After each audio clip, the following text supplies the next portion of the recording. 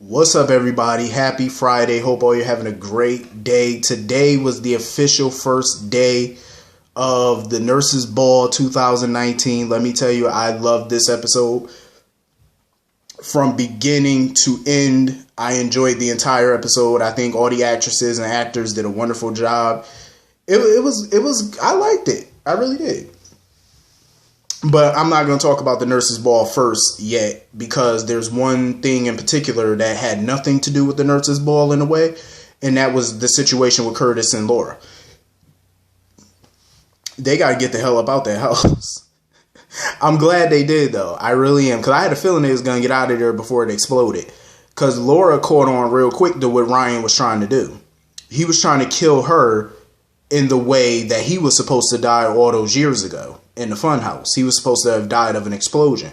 So he wanted to hurt Kevin by killing her in the manner of which he was supposed to die. And Laura figured it out quick. When soon as she started smelling that gas, she figured it out. But thankfully, her and Curtis shimmied their way up out them tight ropes on that chair. Because obviously they knew wasn't nobody coming to rescue them, because people knew that they were in Canada, but it ain't like, nobody knew exactly where they were in Canada. So obviously, everybody at the Nurses Ball wasn't nobody coming to their rescue. So they had to rescue their damn self. And I figured they would. Because I'm enjoying this little tag team of Laura and Curtis. I've been thoroughly enjoying it. And I love how ride or die they both been for each other. Like Curtis, I remember when Laura wanted to do it by herself. Curtis was like, nope, I don't care. He cared about what was going on with his wife back at home. But he was like, no, I'm here with you. I'm not leaving you by yourself. And initially, Curtis wanted to go to Canada by himself, and Laura was like, nope, I'm coming with you. See, I love that little partnership, because that's real ride or die right there. I love that. They was not about to leave each other, because they know how dangerous Ryan is. You know what I mean? And even though they both got caught by him, at least they was there for each other to help each other and get each other out that situation. Two is better than one, especially in a messed up situation like this. So I'm loving it. And they both managed to get out that house before it exploded. Because Curtis was letting her know. He was like, I'm not leaving without you. He was like, I'm not letting neither one of us die in this explosion. So we're going to get up out of this one way or another. I was like, see, I love that. I love it. I hope to see more of them teaming up together in the future. I really do. Even though I love Laura as a mayor, I wouldn't be mad at her as a private investigator. Look, the way her and Curtis been handling this investigation so far, they would make one hell of a team in Port Charles. I'm just saying. You can't tell me they wouldn't, because I know a lot of y'all feeling them as a duel, especially in private investigation. You want to know what's funny, though? Technically, Curtis and Sam are supposed to be partners in a private investigation firm, yet she's been handling this Shiloh situation without her partner. I can't even remember the last time her and Curtis joined forces on a case. Do they even still have a partnership? That's what I'm wondering. But I think it's actually good that Curtis is not working with Sam, obviously. So anyway, moving on. Let's talk about the Nurses Ball, my favorite part. Listen, the Nurses Ball, y'all know me. The Nurses Ball is one of my favorite times of the year on this show. I love it.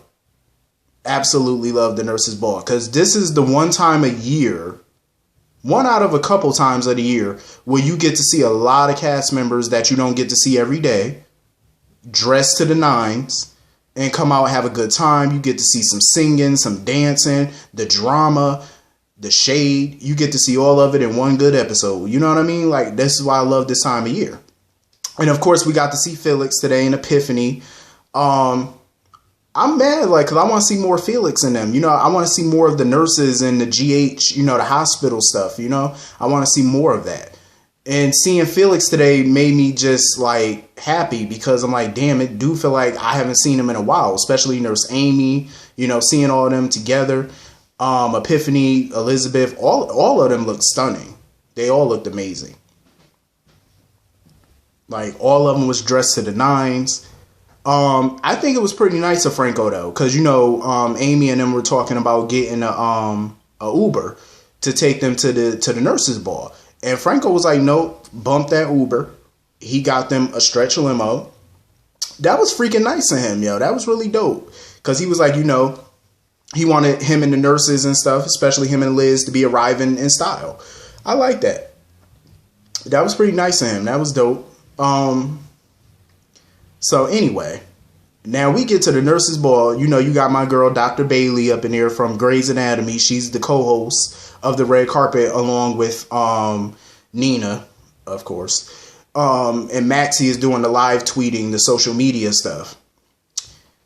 Let me tell you something. That whole red carpet on this entire episode was so cringeworthy. It was just awkward and cringy. And it was mainly because of Nina. Nina was acting so ridiculous on the red carpet today. Most of the people, I swear, next year, I wish that they would just let Maxie or somebody else be the co-host. You know what I mean? Instead of Nina, because Nina was atrocious. I'm just saying. She had a problem with most of the people who came down that red carpet. She had an issue with some type of issue. And she was acting so awkward with everybody. It was ridiculous. Of course, when Chase and Willow came in, she was acting so ridiculous, rolling her eyes, having an attitude. I'm like, are you serious? Trying to throw little shots. I'm like, Nina, go sit down. She was being so totally childish. And I loved how when Lucy came in, Lucy was completely ignoring Nina. Lucy did not want to talk to Nina at all. And Nina, she was obviously feeling some type of way because she kept trying to get Lucy attention. And Lucy was paying her dust. She was not paying that chick no mind. And of course, when Ava and Kevin came in, Ava wanted to knock Nina right out. Because even Nina was sitting there with a little attitude towards Ava. Because, you could cut the tension with a knife with the two of them. Because we all know the Ava and Nina history. So it's obvious why they don't like each other. And of course, the funniest part to me was when Scott came in. Scott came up in there and he saw Ava and Kevin. He was pissed. He didn't want to take no pictures. He didn't want to do no interview. It was so funny because when Maxie was trying to ask him what designer he was wearing for his suit, he was like, it's expensive. It's expensive. Scott was not with it. He didn't care. He was like, all you need to know is that my suit was expensive. That's all you need to know. My tux was high priced. It was hilarious. That was totally funny. So of course, Scott and Lucy come up with this stupid plan to try to get Ava and Kevin away from each other. So they come up with this plan for Lucy to lure Kevin into her hotel suite. So that way she could try to seduce him and Scott could come up there with Ava and show the two of them kissing or in bed or whatever the case may be. So Ava would dump Kevin. I'm like, this whole plan was funny but stupid. I'm like, first of all, if y'all only knew the truth, that these two are not even a couple and you're just wasting your time. I was like, yo, they are so ridiculous coming up with this little juvenile high school scheme. This is something I would expect teenagers to come up with. That's how simple that plan was. It was so simple. This is the best y'all could come up with? Trying to seduce him so she could walk in. Didn't y'all do this back in the old day in GH? This is the best y'all could come up with? I was just busting out laughing. I'm like, Scott, Lucy, go sit in the naughty chair. Just go. Because this plan was so lame but funny at the same time. I said, this is the best y'all could do. Scott, you're a lawyer. Your job is to come up with good theatrics in the courtroom to get your client off. And this is the best theatric you could come up with? Well, actually, I think it was more Lucy playing. And that's what makes it even worse. I'm like, this is the best y'all could do? I was like, okay, I seen this back in high school. We would have somebody, they would have somebody boyfriend kissing another girl and then the girlfriend come in the classroom and see them kissing and dump them. We did this in high school. I'm just saying, I'm dead serious, yo. We did this back in the day. It was a hot mess. And then she was, Nina was acting all funky when Maxie came on the red carpet with Peter and Lulu. She was you seen the way that she introduced Peter and Lulu? Oh, this is Peter August, the editor of The Invader, and Lulu Falconeer. Just totally dismissing them. I'm like, really? This is how you act in front of a camera on live TV? That's how you act? I was like, wow. Now, if this was real and I was a fan at home watching this, I would have been like, you know what I mean? Like, just shaking your head. Like, I'm like, really? That's how you conduct interviews on the red carpet? Oh, this is just Peter. Like, totally dismissive. I was like, are you serious? And it was kind of funny how she introduced Maxie as, I think, the supervisory editor of Crimson. I thought Maxie was creative director. Because I remember a couple months ago, she gave Maxie a promotion as creative director of Crimson. Now she's supervisory editor of Crimson. I don't know. I guess her title changed, I suppose. So anyway, after that, Nina got something caught in her throat, so she had to go outside because she couldn't breathe. Hopefully she was choking, but I digress. And then she bumped into Jax. Listen, this was one of my favorite parts of the episode because I already know Jax is in town to start some mess. It was so funny that she did not have a clue who Jax was. I'm like, you've lived in Port Charles for 5 years. You don't know who Jasper Jax is? Mind you, when Peter saw Jax, Peter automatically knew who Jax was. I'm like, how the hell does Peter know who Jax is, but Nina don't? I'm like, first of all, you are the editor-in-chief of a magazine that he co-founded and was once a co-owner, an investor of. You have an office in the same hotel that he used to be the former co-owner of. How do you still not know who Jax is? Did you not research the company history when you worked for Crimson? When you started, you didn't research? All you knew that Connie Falconieri / Kay Howard was the former editor-in-chief? That's all you knew? I'm pretty sure it's public knowledge that Jax was the co-founder and investor of that magazine and the former co-owner of the Metro Court. Like, all it takes is a quick Google search when you look up Crimson. His name pops up too. How does she not know? And I'm pretty sure a picture of him pops up as well. So how does she not know this? I'm like, are you that aloof? Like, you didn't do none of your research on Crimson? Or the Metro Court, to be honest? I'm just saying, you have an office there. How do you not know? You've been in town for 5 years. Jax has been in and out of Port Charles within the time frame that she's been living in that town. So how do you not know who this man is? I'm just saying. But as soon as she saw Jax, she forgot all about Valentine when she saw Jax. When she saw Jax, it was like, who the hell is Valentine? She was smitten with Jax, and she was flirting with him with her eyes. I saw that.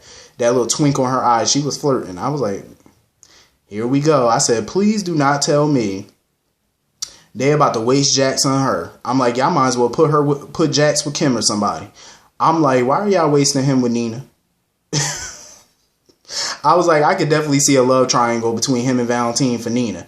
And when Jax went in there and he hugged Lulu and stuff, and Lulu introduced him to Peter and Valentine, did you notice the long look that Valentine and Jax gave each other? They gave each other a pretty long look. I was like, oh yeah. And Jax had this look on his face when he heard the name Cassadine. He was like, oh, okay, another Cassadine. All right. Jax is back with a bang. I have a feeling the way Jax was looking at the end of this episode when he walked into the ballroom, he came back with an agenda. He definitely came back. Jax came back to start some trouble, and I like it. I'm here for it, because I got a feeling. It ain't just Sonny he gonna have problems with. Valentine is definitely one on his list of people he's gonna have a feud with. It's gonna be some trouble, and I'm enjoying it. So, of course, Michael and Sasha come up in there, and Nina's fawning all over Michael and Sasha like a foaming dog that got bit by got a little rabies in him, foaming at the mouth when she saw the two of them. I'm like, here she go. And it was kind of awkward, though, when Sonny and Carly were introduced to Sasha. I was like, Michael, please don't introduce Carly to nobody that you're interested in or you're talking to. Please don't. Because you know how Carly is. Every time Michael gets into some type of relationship, she always got to butt her big mouth into it, butt her big nose, and get involved in it. And I'm like, Carly, sit, Cujo. Sit. Like, you know what I'm saying? Like, just chillax. Because you know how she do. I mean, she was cool today. She wasn't all up in a business, asking all a bunch of embarrassing questions. And, she was at bay today. But we'll see how the future go. We'll see. Because you know how Carly is. All up in their business, all up in the Kool-Aid and don't know the flavor. But it was so funny though, because Carly knew that Michael was messing around with this girl from the day that she met her at the gym. Because that's the same day Michael said he had a good workout at the gym and he was all smiles and giggly and you know what I mean? And then when she bumped into Sasha, Sasha was like, oh, I had a great workout. And she was all smiles and giggly. She put two and two together and figured it out, but she just never questioned Michael about it, which I thank God. I'm like, stay out your son's business. He grown. So anyway, one of the parts that I hated about this episode, Shiloh and Sam come up in there. Mind you, Sam looked gorgeous, I will say. What she had on was way better than that little pilgrim outfit she had on the other day. That little pilgrim shirt blouse that she had on the other day. She looked way better in this outfit, on this ensemble. But it was so funny when Shiloh and Sam came up in there. Nobody knew who this man was. Like, nobody. And you could tell off the look of their face that they already wasn't feeling Shiloh. Like, look at the way Nina and them was acting when they were asking him questions and stuff. And how they mentioned Jason and the way Shiloh talking about, oh, she don't need one person to define her. And Nina and them was like, okay. And when Maxie saw him, because, Maxie was live tweeting all night. So everybody that comes in, she was taking pictures of them for Twitter and social media and stuff. Soon as Shiloh and Sam came over, she was like, well, I'm sorry. You missed the live tweet. I just started shutting down. She know good and well she wasn't shutting down. She just didn't want to take no pictures of them. She just didn't want to put them on no social media. That's what it was. Because you could tell Maxie was not feeling Shiloh at all. And I think Shiloh and Sam picked up on that too. It was also funny though when Anna came in and stuff and they was asking her who the designer was that made her dress. She couldn't even answer the question. I'm like, you don't know who you wearing? I was like, Anna don't know what dress she wearing. And of course, Robert came up in there all smiles and giggly and stuff like that. It was super fun. Mac and Felicia came strolling through looking good, looking classy, looking like royalty, looking elegant. So pretty much everybody came up in there looking dressed to the nines. Everybody looked good. Jocelyn, of course, I guess, decided not to come to the ball. Carly and them tried to get her to go. They even offered to stay home, but of course she wasn't having it. I can understand why Willow felt the way she felt when she saw Shiloh. Like, I don't blame Willow. She didn't even want to be in the same room as Shiloh, but I'm glad Chase was there to let her know, like, he got her, like, you're safe.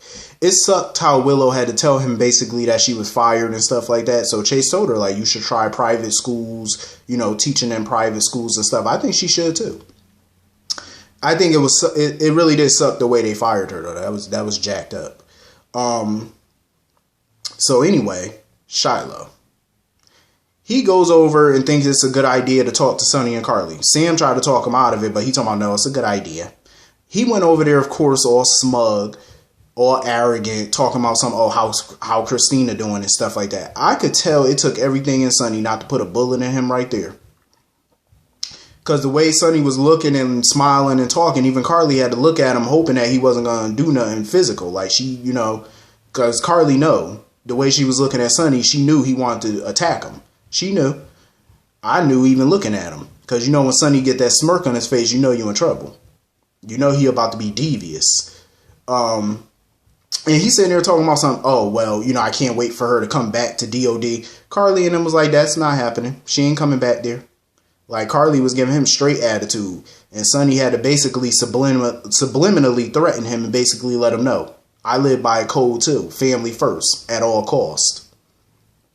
Shiloh knew what he was talking about. That smirk on his face. He is so arrogant when he look at people. Like, he be having that little arrogance about it. Just drips off of him when you see Shiloh. Like, the arrogance on him.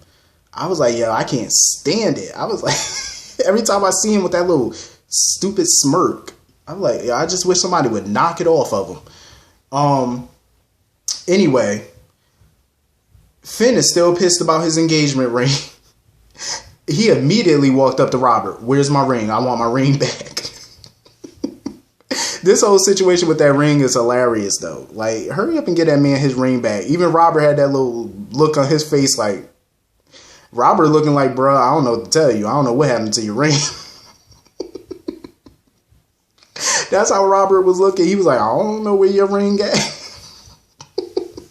I'm like, Robert, find this man ring, yo. Stop playing. Like, they is dead serious about this damn ring. Oh my God, yo. I can't. And it was so funny how Felicia kept teasing Anna about which one was her date, Robert or Finn. Anna she didn't even want to answer that question. That's why she was happy when the lights started dim and they told them that they could come into the ballroom. I was like, yeah, she didn't want to answer that question.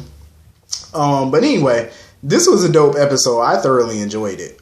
Hit the comment section. Let me know what y'all thought about this episode. I will see you off Monday. I hope you all have a wonderful, wonderful weekend. See you later. Peace.